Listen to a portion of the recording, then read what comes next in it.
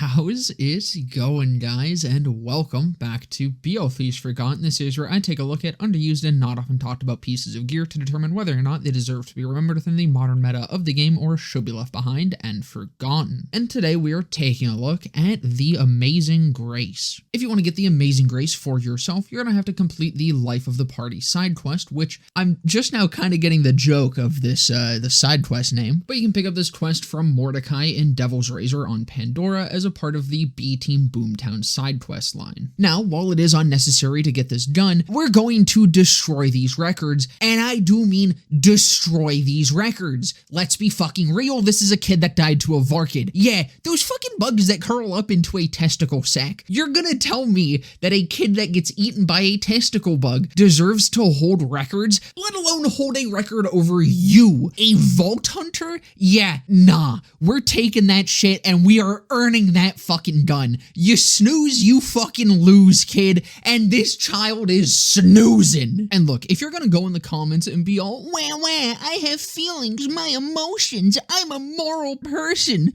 then you don't deserve the fucking gun. If you've previously completed this quest, you can also obtain the gun from Crazy Earl's Veteran Rewards vending machine. The Amazing Grace is a legendary Jakobs pistol, having completely locked parts and unfortunately being unable to roll with an anointment. The unique effect of this weapon, aside from having a pretty damn high base damage, is that critical hits will return 1 ammo to your magazine. However, they will not ricochet like a usual Jakobs. The Amazing Grace has received a single buff, being a 100% weapon damage increase. Amazing Grace? Yeah, I don't know about that one, gang. Remember, this is the kid that got chowed upon by a varkid. Actually getting into the gun itself, though, it is actually a pretty solid pistol, especially for being unanointed. It does fall off a little bit around True Maliwan Takedown, and definitely falls off pretty hard around True Guardian Takedown, only really being able to kill through the absolute bullshittery that is my Jakobs Mo setup, although honestly still pretty impressive that it can function. But True Maliwan Takedown is really the highest I would take this gun for most characters. Unfortunately, though, being unanointed, it can't really hold up with any of the good legendaries. Some of the lower tier ones, yeah, it easily outperforms, honestly, but it's sort of just in this state of having really good base stats, but being held back very hard by not having an anointment, which as usual, we will talk about it anointed a little bit later, but as it is right now, this gun doesn't really play like a hand cannon as the card would imply, ending up more with a multi-tap hip-fire sort of action, which is pretty fun if not for the lower fire rate that this thing has. It is very clear that this gun was designed with the intention of being a one-tap hand cannon, kind of being a very high base damage alternative to the Unforgiven, which instead offers crit with a lower base damage, but in its current state, the Unforgiven just easily outperforms, which might honestly be a surprise to hear for some of you, but that's a video for another day. In more generic mobbing areas outside of takedowns, that's where this gun really starts to shine, actually being able to one-tap a majority of enemies, but even then it can still struggle in sections that have a lot of badasses and anointeds like the Anvil or some of the Trials. But what I do feel with that is very important to note is that this will actually kill varkids incredibly effectively. I mean, with their very low health pools and not really showing up in many areas where the scaling is more difficult, there's no fucking excuse, and this kid suffered from a skill issue. So again,